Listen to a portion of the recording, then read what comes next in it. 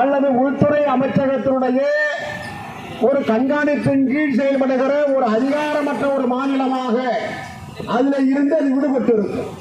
அப்படி விடுபட்டு இருக்கிற போது இந்த மாநிலத்திற்கு தேவையான திட்டங்களை நாம் உருவாக்க முடியும். அனுமதி கேட்க வேண்டியதில்லை, பட்ஜெட்டிற்கு அனுமதி கேட்க வேண்டியதில்லை, தீர்மானம் நிறைவேற்றுவதற்கு சட்டம் நிறைவேற்றுவதற்கு அனுமதி கேட்க வேண்டியதில்லை, பணி நியமனம் செய்வதற்கு மத்திய அரசாங்கத்திடம் உள்துறை அமைச்சர் அனுமதி கேட்கவில்லை.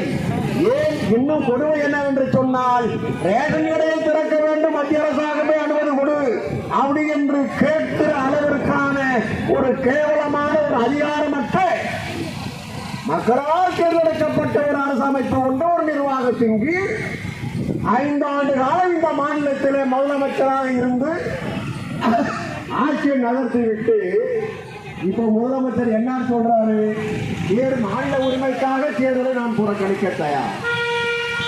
அதாவது ஆட்சிக்கு எந்த உத்தரவாதம்